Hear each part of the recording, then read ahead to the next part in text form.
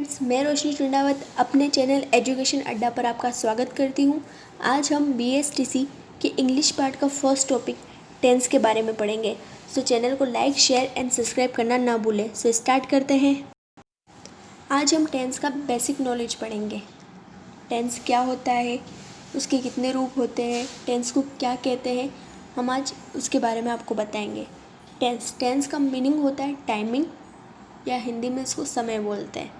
Tense की definition है, tense is a grammar term use to indicate whether a sentence or verb is an action in the past, the present or the future. Tense किसी भी वाक्य में क्रिया का वह रूप है जिसके माध्यम से ये पता चलता है कि वाक्य में किया गया कार्य के साथ समय का क्या संबंध है। कार्य वर्तमान में हो रहा है, बीते हुए समय में हुआ था या भविष्य में होने वाला है। जिस कार्य का किसी समय के साथ संबंध हो उसको टेंस या काल कहते हैं।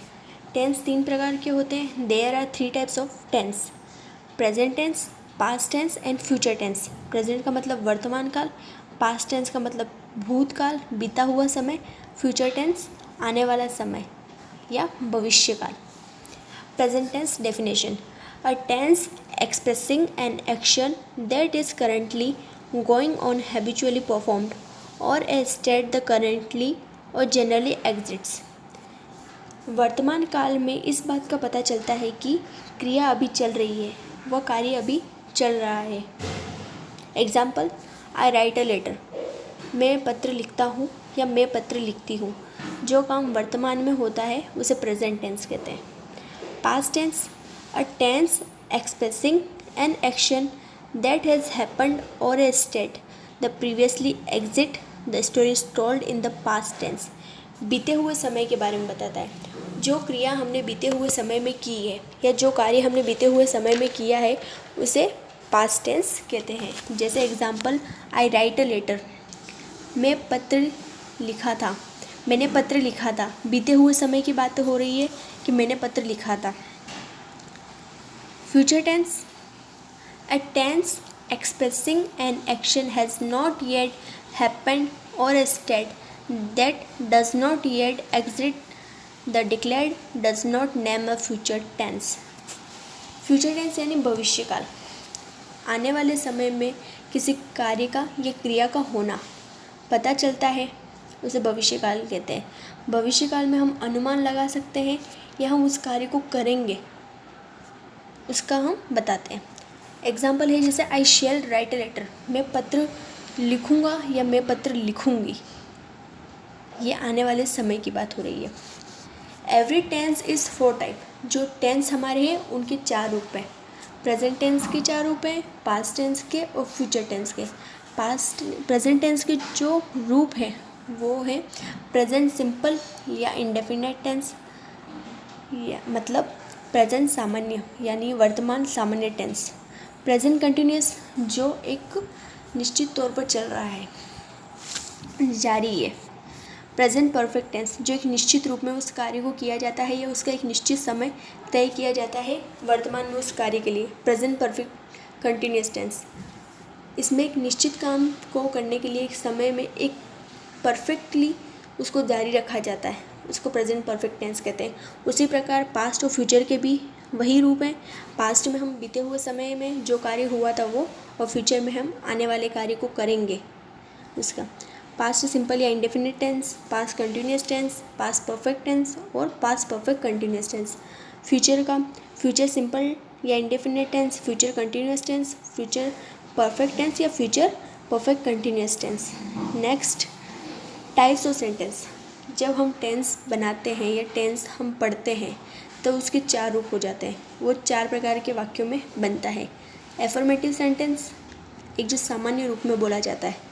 नेगेटिव सेंटेंस यानी जो एक नकारात्मक रूप से उस वाक्य को बोला जाता है या लिखा जाता है।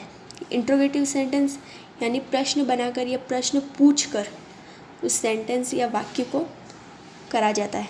इंट्रोगेटिव नेगेटिव, प्रश्नवाचक नकारात्मक, किसी वाक्य को प्रश्न हो और नकारात्मक दोनों हो, जिसमें क्वेश्चन भी हो और नेगेटिविटी भी हो। जैसे एक एग्जाम्पल है, क्या मैंने उसे कल खाना दिया था, ये हो गया एक तो क्वेश्चन इंट्रोगेटिव का। और इंट्रोगेटिव नेगेटिव कि क्या मैंने उसे कल खाना नहीं दिया था, ये हो गया हमारा interrogative negative sentence. Next, there are 3 type of person. Person 3 types के होते हैं, जैसे फर्स्ट पर्सन, सेकंड पर्सन और थर्ड पर्सन। फर्स्ट पर्सन आप खुद, सेकंड पर्सन आपका फ्रेंड और थर्ड पर्सन उसका फ्रेंड, आपके फ्रेंड का फ्रेंड। फर्स्ट पर्सन जो सिंगुलर नंबर में यूज़ होता है वो होता है अपने लिए आई या माई। प्लूरल नंबर में हम सब हो गए तो वी और आवर हो जाएगा। सेकंड पर्सन जो मेरा फ्रेंड है वो सिंगुलर में यू हो जाता है, प्लूरल नंबर में हम तीनों हैं तो वो भी यू हो जाता है, you, your. Third person he, she, it, Gita, Ram etcetera. Singular में हम किसी का नाम या वह, यह कह के बुलाते हैं, प्लूरल नंबर में वही सब नाम, एक से ज़्यादा हम हैं तो वो दे, पीपल, बॉयज़ एक्सेट्रा ये सब हो जाते हैं। Use of helping verb with subject in tense. जब हम टेंस में जब हम सेंटेंस बनाते हैं या बोलते हैं तब सब्जेक्ट के साथ कौन सी हेल्पिंग वर्ब लगती है उसके बारे में। जैसे आई के साथ प्रेजेंट में एम, प्रेजेंट परफेक्ट में हैव और प्रेजेंट सिंपल में डू। पास्ट में सिंपल में वॉज, डिड और हैड ये यूज़ होते हैं। फ्यूचर में विल या शेल। सेकंड है you, we, our, they, people, boys और ट्रीज। ये है सब्जेक्ट। प्रेजेंट में इनके साथ आर, हैव, डू और पास्ट में वी, डिड या हैड और फ्यूचर में विल या शेल। सब्जेक्ट का last he, she, it, Ram, boy, cows etcetera. Present में इसके साथ इज़, हैज़ या डज लगता है। पास्ट में वॉज या डिड या हैड या फ्यूचर में विल। ओके, तो आज का हमारा इतना ही, बाकी का हम कल पढ़ेंगे। सो फ्रेंड्स, चैनल को लाइक, शेयर एंड सब्सक्राइब ज़रूर करें। Thank you.